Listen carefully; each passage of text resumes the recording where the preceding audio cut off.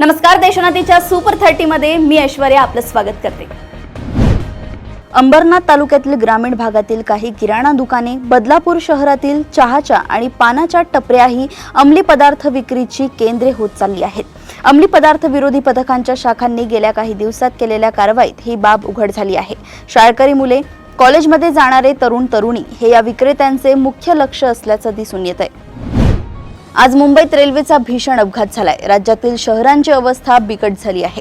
मुंबईतील गर्दी नवी नाही, रेल्वे मंत्री काय करतायत असंही राज ठाकरे यांनी विचारलेलं आहे। रेल्वे मंत्र्यांनी परिस्थिती सुधारावी, प्रचारामध्ये सर्वजण व्यस्त असून शहरांकडे कोणाचेही लक्ष राहिले नाही। रेल्वे दुर्घटनेनंतर सरकारने तातडीने लक्ष दिले पाहिजे असंही राज ठाकरे म्हणाले आहेत।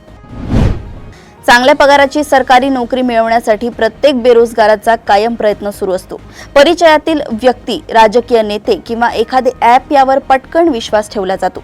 नोकरीसाठी काहीही करण्याची तयारी असलेले बेरोजगार त्यांच्या आश्वासनांना बळी पडतात। मुंबईमध्ये चालू वर्षाच्या पहिल्या 5 महिन्यात नोकरीच्या नावाने फसवणुकीचे सुमारे 150 गुन्हे दाखल करण्यात आले आहेत। राष्ट्रवादी काँग्रेस अजित पवार यांच्या पक्षाचे सरचिटणीस ओमकार महादेव हजारे या युवा नेत्याचा मृतदेह बंद कारमध्ये आढळून आलाय। राष्ट्रवादीच्या युवा नेत्याने आत्महत्या का केली याचा तपास सोलापूर पोलीस करतायत। ओमकार हजारे हा राष्ट्रवादी काँग्रेस अजित पवार गटाचा सरचिटणीस असून पार्थ पवार यांचा विश्वासू आणि निकटवर्तीय म्हणून सोलापूर शहर जिल्ह्यात त्याची ओळख होती। IRCTC अर्थात Indian railway catering and tourism corporation लिमिटेडने छत्रपती शिवाजी महाराज सर्किट भारत गौरव ट्रेन सुरू केली आहे। आजपासून 9 जून 2025 रोजी मुंबईतील छत्रपती शिवाजी महाराज टर्मिनस येथून या ट्रेनच्या प्रवासाला सुरुवात झाली आहे। ही ट्रेन रायगड किल्ला, शिवनेरी किल्ला, प्रतापगड, पन्हाळा किल्ला, लाल महाल, कसबा गणपती आणि शिवसृष्टी यासारख्या ऐतिहासिक स्थळांना भेट देईल। किल्ले रायगडावर सोमवारी तिथीनुसार शिवराज्याभिषेक दिन सोहळा साजरा होत आहे। यासाठी हजारो शिवप्रेमी आजपासूनच रायगडावर दाखल झाले आहेत। या सोहळ्याची जय्यत तयारी सध्या सुरू आहे। शेकडो हात यासाठी कामाला लागले आहेत। रायगडावरील मेघडंबरी आकर्षक फुलांनी सजवण्यात आली आहे। मुंबईत झालेल्या भीषण रेल्वे अपघातानंतर लगेचच रेल्वे बोर्डाने ही बाब गांभीर्याने घेतली आहे आणि प्रवाशांच्या सुरक्षेसाठी कठोर पावले उचलली आहेत। रेल्वे बोर्डाने जारी केलेल्या सूचनांनुसार आतापासून मुंबई उपनगरीय क्षेत्रातील सर्व लोकल रेल्वेमध्ये स्वयंचलित दरवाजे बंद करण्याची सुविधा अनिवार्य केली जाईल। पावसाळा आला की प्रत्येक वर्षी नव्या लुक आणि डिझाईन्सच्या छत्र्या बाजारात उपलब्ध होतात, तर छत्री निर्मातेही छत्र्यांच्या बाबतीत महिलांच्या आवडीनिवडी आणि शाळेत जाणाऱ्या मुलांच्या आवडीनिवडीचा विचार करून बाजारात विविध प्रकारच्या छत्र्या आणतात। सध्या बाजारात डबल डेकर छत्रीची 2 कापडांनी मिळून निर्मिती करण्यात आली आहे। शिवाय विविध नक्षीकाम व कार्टून चित्रांनी छत्र्या बाजारात सजल्या आहेत। विधानसभा मतदारसंघाचे शरद पवारांच्या राष्ट्रवादीचे आमदार संदीप क्षीरसागर यांनी महायुतीच्या कार्यकर्त्यांची कामे रोखल्याचा आरोप करत जिल्हाधिकारी कार्यालयाबाहेर त्यांच्या विरुद्ध आंदोलन सुरू करण्यात आले। जिल्ह्यातील बीड मतदारसंघात सन 2019 पासून हीच परिस्थिती असून कोट्यवधी रुपयांची टक्केवारी घेऊन आमदार संदीप क्षीरसागर कामे अडवत असल्याचा थेट आरोप स्थानिक पदाधिकाऱ्यांकडून करण्यात आलाय। राज्यातील शासकीय, निमशासकीय आणि स्थानिक स्वराज्य संस्थांच्या आस्थापनांवरील अनुसूचित जमातींसाठी राखीव असलेली तब्बल 12,520 पदे खोट्या आदिवासी जात प्रमाणपत्रांच्या आधारे गैर आदिवासी उमेदवारांनी बळकावल्याची धक्कादायक माहिती समोर आली आहे। राज्याच्या वन विभागाने उत्कृष्ट कार्य करणाऱ्या अधिकारी कर्मचाऱ्यांना जागतिक वन दिनाचे औचित्य साधून 21 मार्च 2025 रोजी मुंबई इथे शानदार सोहळ्यात 79 जणांना सुवर्ण, रजत पदकांनी गौरवले। मात्र या पदकांच्या यादीत गैरप्रकार झाला असून पदकासाठी वनपालाचा प्रस्ताव पाठवला असताना ठाणे येथील विभागीय व्यवस्थापकाला सुवर्ण पदकाने गौरवण्यात आले। या प्रकरणी वनमंत्री गणेश नाईक यांच्याकडे विविध कर्मचारी संघटनांनी तक्रार केली आहे। छत्तीसगडमध्ये जवान व माओवाद्यांमध्ये चकमकीचे सत्र सुरू असतानाच 9 जून रोजी सकाळी 11 वाजता माओवाद्यांनी भूसुरुंग स्फोट घडवून आणला आहे। या भ्याड हल्ल्यात महाराष्ट्रातील सुपुत्र व मूळचे नागपूरचे IPS अधिकारी व छत्तीसगडच्या सुकमा जिल्ह्याच्या कोंटा विभागाचे अतिरिक्त पोलीस अधीक्षक आकाश राव गिरीपुंजे हे शहीद झाले आहेत, तर इतर काही अधिकारी व कर्मचारी जखमी आहेत। पुण्यात शिवसैनिकाने राज ठाकरे आणि आदित्य ठाकरेंना एकाच बॅनरवर वाढदिवसाच्या शुभेच्छा दिल्या आहेत। ठाकरे बंधू एकत्र येण्याच्या चर्चांवर पुण्यातल्या शिवसैनिकांची भावनिक साथ असल्याचे या बॅनरच्या माध्यमातून दिसून आले। पुण्यातील स्वारगेट परिसरात शिवसेना उपविभागीय प्रमुख गिरीश गायकवाड यांनी दोघांना शुभेच्छा देणारा बॅनर लावलाय। मराठी साहित्य विश्वात प्रतिष्ठा प्राप्त केलेल्या अखिल भारतीय मराठी साहित्य संमेलनाचा मान यंदा राजधानी साताऱ्याला मिळालाय। पुणे येथे रविवारी पार पडलेल्या महाराष्ट्र साहित्य परिषदेच्या बैठकीत अखिल भारतीय मराठी साहित्य संमेलनाचे अध्यक्ष प्राध्यापक मिलिंद जोशी यांनी ही घोषणा केली आहे। सातारा जिल्ह्याला 16 तर शहराला तब्बल 32 वर्षांनंतर हा बहुमान मिळाल्याने साहित्यप्रेमींमध्ये आनंदाचं वातावरण आहे। अभिमानाची बाब म्हणजे आजवर झालेल्या 98 संमेलनांपैकी 17 अध्यक्ष सातारा जिल्ह्याने दिले आहेत।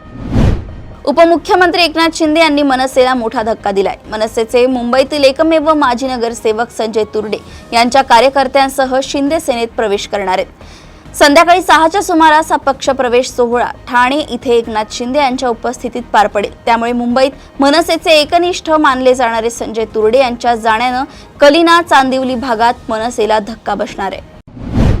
ऑपरेशन सिंदूर नंतर पंतप्रधान नरेंद्र मोदी यांनी पहिला काश्मीर दौरा केला। या दौऱ्यात पंतप्रधान नरेंद्र मोदी यांची सुरक्षा सर्वात मोठे आव्हान होते। पंतप्रधान नरेंद्र मोदी चिनाब आणि अंजी पुलाचे लोकार्पण केल्यावर श्री माता वैष्णोदेवी कटरा रेल्वे स्टेशनवर जाणार होते। पंतप्रधान नरेंद्र मोदी यांच्या या दौऱ्यासाठी सिंगल कोच इन्स्पेक्शन कार वापरण्यात आली। ती रेल्वे फोर्स 1 प्रमाणे बनवण्यात आली होती। त्या इन्स्पेक्शन कारवर बॉम्ब हल्लाही निकामी होणार होता। कोलंबोहून न्हावा शिवा येथे येणाऱ्या एका मालवाहू जहाजाला मोठी आग लागली आहे। या जहाजातील 4 क्रू मेंबर बेपत्ता आहेत तर 5 क्रू मेंबर जखमी झाल्याचं समोर आलंय। या मालवाहू जहाजावर एकूण 22 क्रू मेंबर्स होते अशी माहिती समोर आली आहे। मिळालेल्या माहितीनुसार कोचीपासून सुमारे 315 किलोमीटर अंतरावर जहाजाच्या अंडर डेकमध्ये हा स्फोट झाला आहे। गोव्याचे आरोग्य मंत्री विश्वजीत राणे पुन्हा एकदा चर्चेत आले आहेत। मंत्री राणे यांनी गोवा वैद्यकीय महाविद्यालय आणि रुग्णालयाच्या एका वरिष्ठ डॉक्टरला कर्तव्यात निष्काळजीपणा केल्याचं सांगत निलंबित केलं होतं।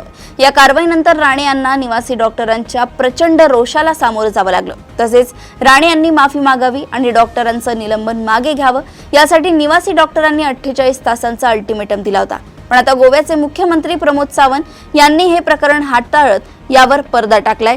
तसेच या प्रकरणातील डॉक्टर रुद्रेश कुटीकर यांचे निलंबनही मागे घेण्यात आलंय। आसाममध्ये ब्रह्मपुत्रा, कुशियारा आणि कपिली या नद्यांना मोठा पूर आलाय। त्यामुळे आसाममधील जनजीवन विस्कळीत झालंय। या नद्यांना आलेल्या पुरामुळे आतापर्यंत बाधित झालेल्या तब्बल 23 जणांचा मृत्यू झालाय। शनिवारी 2 जणांचा मृत्यू झाल्याची माहिती प्रशासनाच्या वतीनं देण्यात आली आहे। आसामच्या पुरात 17 जणांचा तर भूस्खलनात 6 जणांचा मृत्यू झाल्याची माहिती सूत्रांच्या वतीनं देण्यात आली आहे। मावशीच्या घरी बर्फ आणायला गेलेली चिमुकली रस्त्यातून गायब झाल्यानं मोठी खळबळ उडाली। या चिमुकलीचा मृतदेह कुलूप बंद असलेल्या घरात एका सूटकेसमध्ये आढळून आला। या चिमुकलीवर बलात्कार करून तिचा खून करण्यात आल्याची संशय पोलिसांनी व्यक्त केलाय। ही घटना दिल्लीतील दयालपूर परिसरात घडली असून पोलीस प्रकरणाचा तपास करतायत।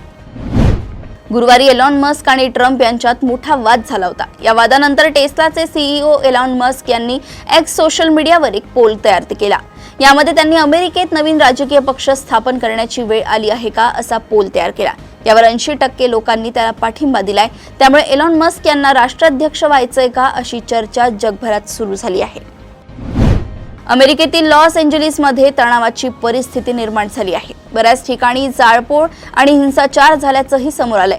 यानंतर अमेरिकेचे राष्ट्राध्यक्ष डोनाल्ड ट्रम्प यांनी मास्क घालणाऱ्या लोकांना अटक करण्याचे आदेश दिले आहेत।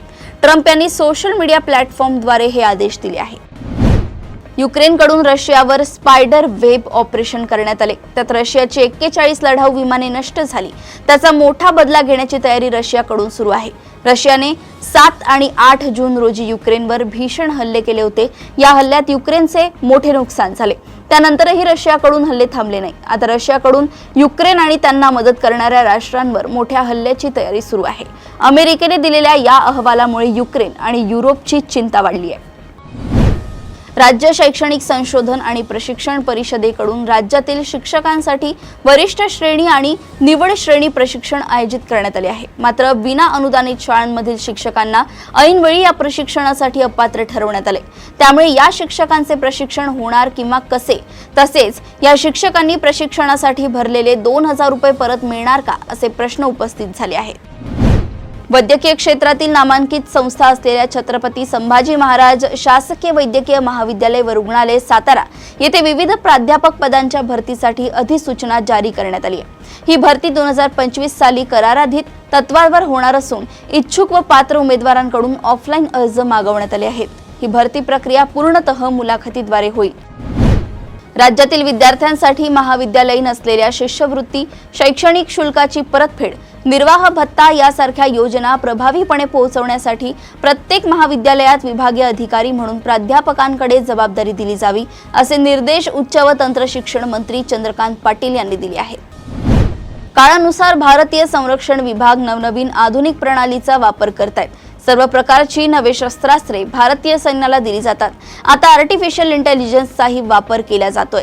डेहराडून येथील BSS मटेरियल कंपनीने 14,000 फूट उंचीवर ॲडव्हान्स AI आधारित autonomous lethal weapon system Negev LMG ची यशस्वी चाचणी केली आहे। ही चाचणी भारतीय सैन्य दलासोबत करण्यात आली आहे। मोदी सरकारने यावेळी नवीन आयकर प्रणालीत एकूण 12 लाखांपर्यंत उत्पन्न करमुक्त घोषित केले आणि मध्यम वर्गाला मोठी भेट दिली।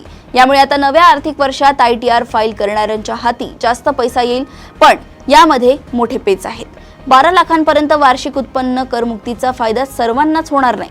तुम्ही शेअर बाजारात पैसे गुंतवले किंवा मालमत्ता खरेदी विक्री केली आणि त्यातून काही पैसे कमावले तर तुम्हाला 12 लाख रुपयांपर्यंत करमुक्त उत्पन्नाचा लाभ मिळणार नाही।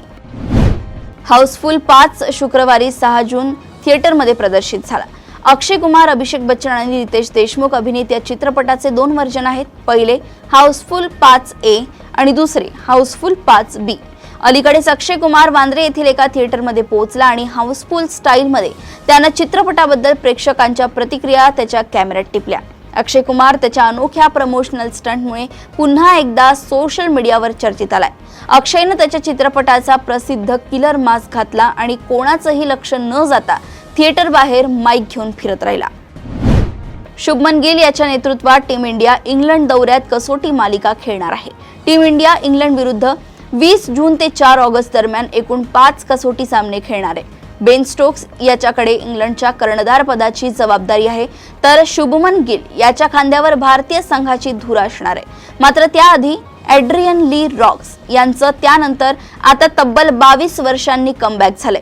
टीम इंडियाच्या सपोर्ट स्टाफमध्ये दिग्गज परतलेला आहे। अशाच सुपर 30 बातम्या जाणून घेण्यासाठी बघत रहा देशोन्नती। नमस्कार।